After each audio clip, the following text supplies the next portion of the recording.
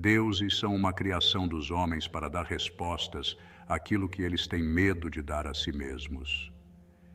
Imagine-se flutuando no meio de um universo vasto e silencioso, cercado por um mar infinito de estrelas e galáxias. A Terra, esse pequeno ponto azul que chamamos de lar, gira sem parar em torno de uma estrela insignificante, perdida em uma galáxia que é apenas uma entre trilhões. Você é um ser humano, vivendo por alguns breves momentos, uma existência minúscula dentro de algo tão grande que mal podemos começar a entender. E então surgem as perguntas: quem somos? Por que estamos aqui? De onde viemos e para onde vamos? Essas questões, que parecem estar gravadas no âmago da nossa existência, ecoam no vazio do universo. Mas o silêncio é a única resposta. Quando você olha para a vastidão do cosmos e percebe sua própria pequenez, a sensação pode ser esmagadora. É fácil sentir-se insignificante, como se nada do que você fizesse tivesse realmente importância. Nossas lutas diárias, nossos sonhos, nossos medos, tudo isso parece perder o sentido diante da imensidão que nos cerca. Essa é a crise da existência, a percepção de que talvez não haja um propósito maior. Talvez não haja respostas prontas para as perguntas que mais nos atormentam. E é aí que o desespero pode surgir. Um vazio existencial toma conta, como se estivéssemos à deriva em um oceano sem fim, tentando encontrar algum significado em um mundo que parece indiferente à nossa presença. E no meio dessa busca surge a pergunta que muitos evitam: será que tudo o que fazemos, tudo o que somos, realmente importa? Mas o ser humano não ficou sempre à deriva nesse vazio. Durante milênios, encontramos uma forma de enfrentar esse abismo, uma maneira de acalmar o medo que o desconhecido nos trazia. Diante da vastidão incompreensível do cosmos, criamos respostas. E essas respostas tomaram a forma de algo maior do que nós, deuses. Deuses eram mais do que explicações. Eles preenchiam o vazio. Quando a escuridão parecia insuportável, quando o desespero da insignificância ameaçava nos engolir, nós olhávamos para o alto, acreditando que havia alguém lá, observando, que de alguma forma nossas vidas tinham um propósito, um sentido, que o sofrimento não era em vão, que havia um plano maior. Era reconfortante. Se o universo parecia caótico e sem propósito, a crença em um ser divino trazia ordem e significado. Cada momento de dor, cada incerteza, era suportável porque, em algum lugar, havia um propósito oculto. O divino não apenas explicava as forças da natureza ou o porquê de existirmos. Ele justificava o sofrimento, dava sentido à morte e acalmava o medo do desconhecido. Era mais fácil acreditar que tudo tinha uma razão quando existia uma força superior, orquestrando tudo. O sol não era apenas uma estrela, era um Deus, que nos aquecia e iluminava. As tempestades não eram meros fenômenos atmosféricos, eram manifestações da vontade de algo além do nosso controle. E, acima de tudo, acreditávamos que a vida tinha um destino final, que após todas as dores e desafios, haveria algo esperando por nós do outro lado. Esse conforto, essa certeza, deu força à humanidade por eras. De certa forma, nos blindou contra a desesperadora ideia de que talvez estivéssemos sozinhos. No entanto, com o passar dos séculos, algo começou a mudar. Com o passar dos séculos, a ciência começou a lançar sua luz sobre o desconhecido. A cada descoberta, o universo se tornava menos misterioso, menos mágico. A Terra deixou de ser o centro do cosmos, e os deuses que antes pareciam controlar tudo, começaram a perder seu lugar. As explicações que antes vinham do divino passaram a vir da razão, da observação, da matemática. O sol não era um deus, era uma estrela. As tempestades tinham causas naturais e não eram um castigo divino. E pouco a pouco o que restou foi o vazio. A ciência nos deu respostas, mas também nos tirou o conforto. E junto com essas respostas, veio uma nova percepção. Se não há ninguém lá em cima, se não há um propósito maior por trás de tudo, o que nos resta? Qual o sentido de continuar? Com o desaparecimento da figura de Deus como fonte de sentido e moralidade, as perguntas que antes eram respondidas pelo divino ficaram sem resposta. E nesse espaço vazio nasceu o niilismo. O niilismo existencial veio como um choque para muitos. A crença de que não existe sentido ou valor intrínseco na vida, que somos apenas um produto do acaso, flutuando em um universo indiferente. Tudo aquilo que dávamos valor, todas as nossas crenças e esperanças, poderiam ser apenas construções humanas, sem um fundamento real no universo. Essa ideia foi devastadora para muitos.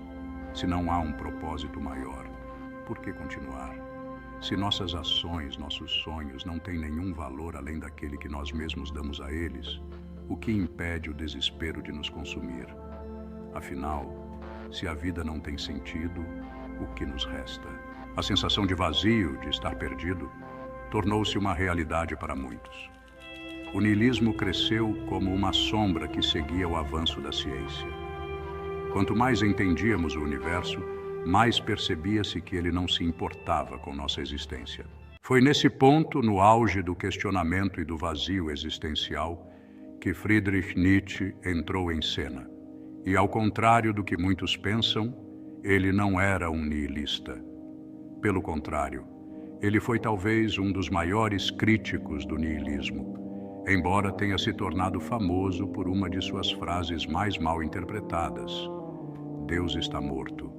Essa frase não era um grito de vitória contra a religião, como muitos a utilizaram. Não era uma declaração triunfante de ateísmo. Para Nietzsche, a morte de Deus representava algo muito mais profundo e trágico, o colapso de uma estrutura moral e de sentido que havia sustentado a humanidade por milênios.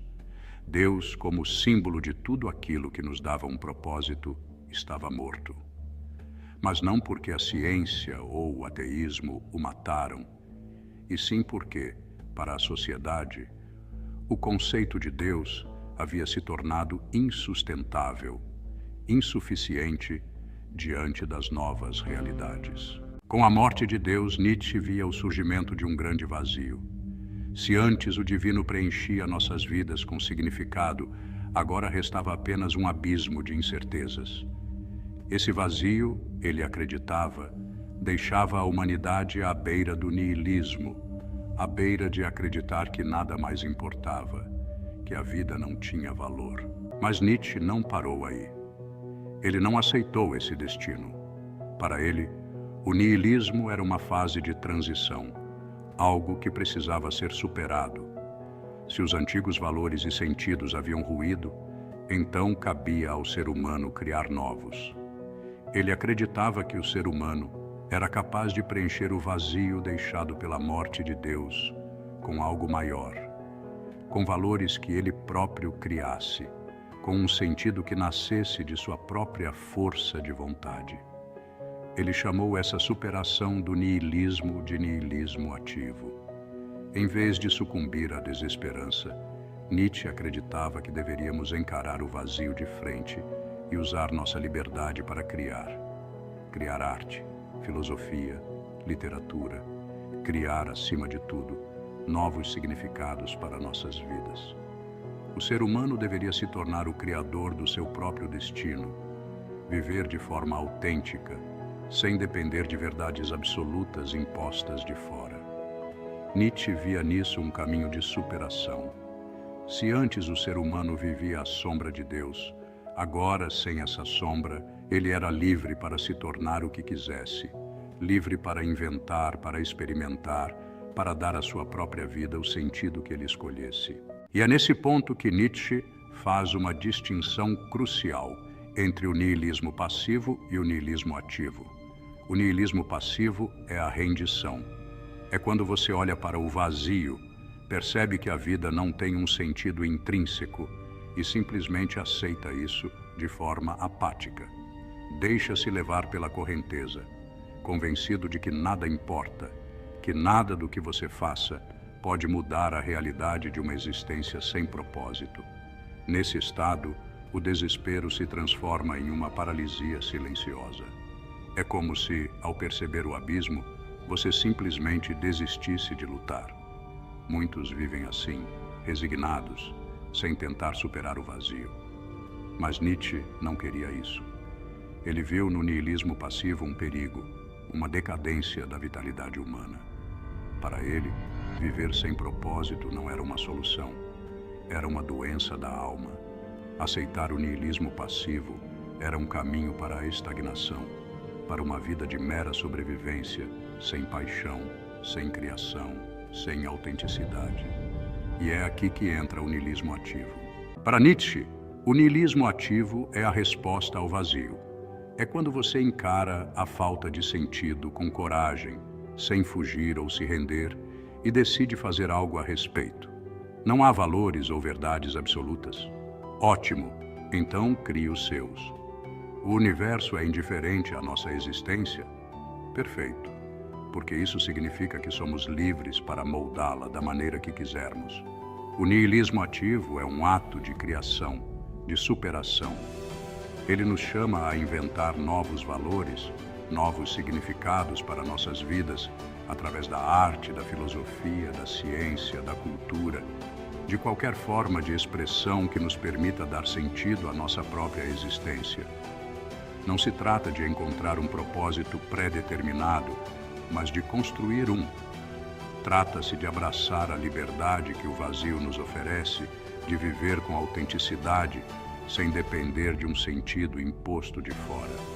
Nietzsche acreditava que esse era o caminho para superar o niilismo. A falta de um sentido maior não era uma sentença de desespero, mas uma oportunidade. Uma oportunidade de viver uma vida verdadeira, criada por você mesmo, onde você decide o que tem valor e o que importa. No niilismo ativo, o ser humano se torna o criador, não o espectador passivo. A vida não precisa de um propósito cósmico para ser significativa. Ela pode ser significativa porque você a fez assim. E foi a partir dessa visão que o existencialismo encontrou suas raízes, profundamente influenciado por Nietzsche. Talvez um dos seus maiores defensores tenha sido Jean-Paul Sartre, que levou adiante essa ideia de liberdade radical. Para Sartre, o ser humano é jogado no mundo sem um propósito pré-definido, sem uma essência que o anteceda. A existência precede a essência. Essa frase é o coração do existencialismo. O que isso significa? Significa que, ao contrário do que se acreditava por séculos, não nascemos com um propósito, uma missão ou uma essência já definida. Primeiro, existimos e depois, com o tempo, construímos quem somos.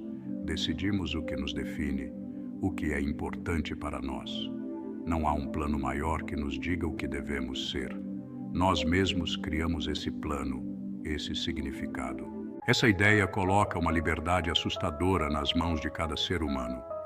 Se antes olhávamos para o divino ou para a natureza em busca de respostas sobre quem somos e o que devemos fazer, agora, segundo Sartre, somos nós que temos a responsabilidade de dar significado à nossa vida. Somos livres, mas essa liberdade traz consigo um peso imenso, a responsabilidade por nossas escolhas, por nossos atos. Não podemos culpar os deuses, o destino ou uma essência inata. Somos inteiramente responsáveis por nós mesmos. Sartre chegou a dizer que o ser humano está condenado a ser livre. Condenado porque essa liberdade não é algo que podemos rejeitar. Ela está lá, desde o momento em que tomamos consciência de nossa existência. Não há como escapar dela. E com essa liberdade vem o fardo de decidir, de criar, de construir a nós mesmos a cada passo, a cada escolha. Mas essa liberdade também traz poder. O poder de decidir o que queremos fazer com nossas vidas, de encontrar ou criar um sentido onde talvez não haja nenhum. O existencialismo assim como o niilismo ativo de Nietzsche nos chama a assumir o controle de nossas próprias existências, a olhar para o vazio e não recuar, mas avançar, sabendo que somos nós que daremos significado a tudo o que fizermos. Essa liberdade, ao mesmo tempo assustadora e empoderadora, nos lembra que, no fim, somos os artesãos da nossa própria vida. Não há uma essência que nos limite. A essência somos nós que criamos, a cada escolha, a cada ato, a cada dia. Essa liberdade, como Sartre nos lembra, não é apenas uma dádiva, ela também é um fardo, e é disso que ele fala quando diz que o homem está condenado a ser livre. Não escolhemos nascer, não escolhemos as circunstâncias iniciais em que nos encontramos, mas, uma vez que estamos aqui, somos totalmente responsáveis por nossas escolhas. Não há como fugir disso. Esse é o paradoxo da liberdade. Por um lado, somos livres para escolher quem ser, o que fazer, como viver, mas por outro, essa liberdade carrega consigo um peso imenso, a angústia da responsabilidade. Cada escolha que fazemos define quem somos, molda nossa essência e, ao mesmo tempo, nos separa de todas as outras possibilidades que poderíamos ter seguido. Quando escolhemos uma coisa, renunciamos a todas as outras, e isso pode ser aterrorizante. Pense em todas as pequenas decisões que você toma no dia a dia. O que você vai comer, onde vai trabalhar, com quem vai se relacionar, e em um nível mais profundo, quem você quer ser. Cada decisão dessas é uma expressão da sua liberdade, mas também é um lembrete constante de que a responsabilidade é sua. Não há um destino predeterminado, um caminho que você simplesmente segue sem questionar. Cada passo é uma escolha sua. É por isso que a liberdade pode ser angustiante. Aquele momento de hesitação antes de tomar uma decisão importante, aquele medo de fazer a escolha errada, é o peso da liberdade que Sartre descreve. Não é apenas a escolha em si que nos assusta, mas o que ela representa, a nossa total e inescapável responsabilidade por nossa própria existência. E essa angústia não é algo que pode ser resolvido ou eliminado. Ela faz parte da condição humana. Viver é fazer escolhas, e fazer escolhas é carregar o peso da liberdade. Sartre via isso como uma das características fundamentais da nossa existência. O fato de que estamos constantemente diante de possibilidades infinitas, sem uma resposta clara, sem um guia externo que nos diga o que fazer. No entanto, essa mesma liberdade que nos angustia também nos dá poder. Poder de criar, de definir, de nos reinventar a qualquer momento. A angústia para Sartre não era algo a ser evitado ou negado, mas algo que deveríamos encarar de frente, porque é justamente através dela que exercemos nossa liberdade. Ela é o preço que pagamos por sermos os autores da nossa própria vida. No fundo, o que Sartre nos diz é que, embora essa liberdade possa nos assustar, ela também nos dá a chance de viver de maneira autêntica, de assumir o controle sobre o que somos, de tomar as rédeas do nosso próprio destino, mesmo que isso signifique lidar com a angústia das escolhas que fazemos. Afinal, é essa liberdade que nos define como seres humanos. E claro, Sartre não estava sozinho nessa jornada de tentar entender o vazio existencial e o niilismo. Outros pensadores também lutaram para encontrar respostas diante do mesmo dilema. Um dos mais influentes foi Søren Kierkegaard, que viu o absurdo da existência, mas chegou a uma conclusão completamente diferente de Sartre. Kierkegaard, conhecido como o pai do existencialismo cristão, acreditava que a única forma de superar o absurdo da vida era dar um salto de fé. Para ele, o desespero e a angústia que sentimos ao confrontar a falta de sentido podem ser resolvidos ao abraçarmos a fé em Deus, não através da razão, mas pela pura crença. Ele sugeriu que, diante do caos e da incerteza, a resposta está em aceitar que não podemos entender tudo e, em vez disso, nos entregarmos à fé. Para Kierkegaard, essa era a única maneira de encontrar propósito e paz em um universo que parece indiferente.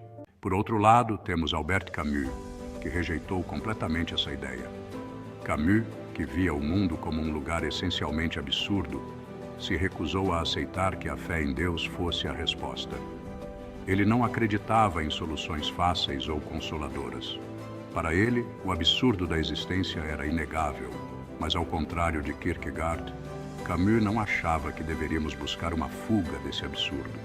Em vez disso, ele propôs que a própria busca por significado, apesar do absurdo, era suficiente para justificar a vida. Para Camus, viver em um mundo sem sentido e ainda assim continuar a lutar, a criar, a existir, isso era o verdadeiro ato de revolta. Ele chamava isso de abraçar o absurdo.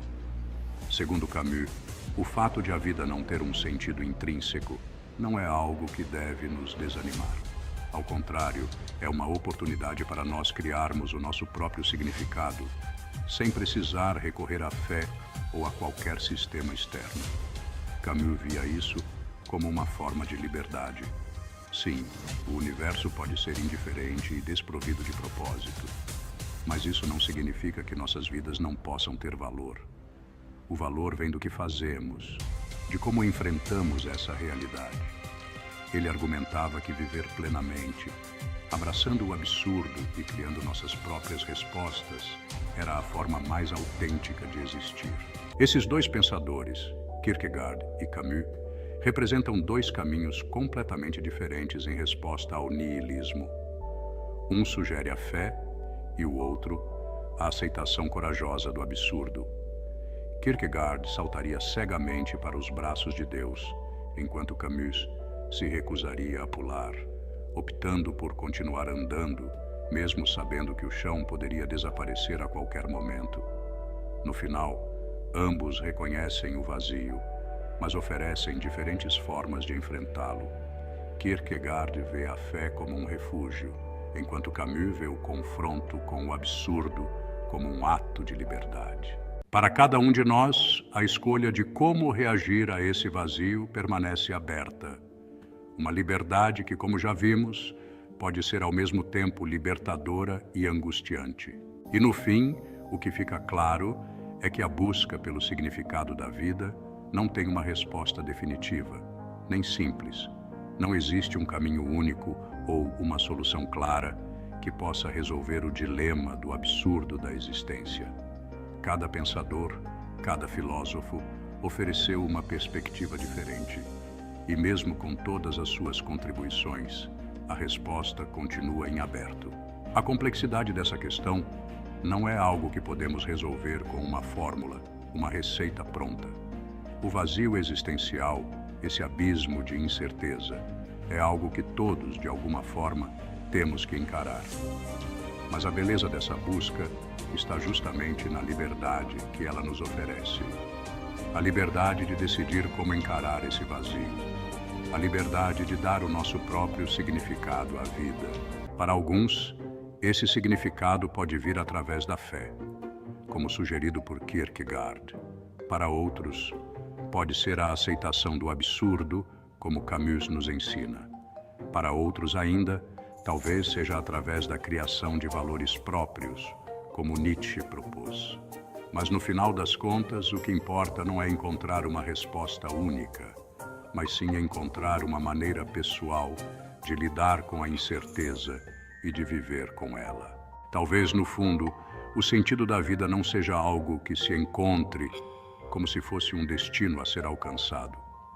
Talvez o verdadeiro significado esteja em como enfrentamos a vida enquanto ela está acontecendo, em como damos forma à nossa existência no processo de vivê-la, em como escolhemos dar valor ao que realmente importa para nós, mesmo quando sabemos que, em um nível cósmico, tudo isso pode ser efêmero. A busca pelo sentido, a busca pela resposta é o próprio significado. Ela nos força a refletir, a questionar, a criar, e talvez seja isso que dá cor e intensidade à nossa existência, não a resposta em si, mas a jornada, a luta constante para encontrar algo que, mesmo que nunca seja definitivo, faça sentido para nós. A conclusão, portanto, é que a vida, em seu vazio, nos oferece a chance de sermos os criadores de nosso próprio propósito. E isso, talvez, seja a mais profunda liberdade que podemos alcançar.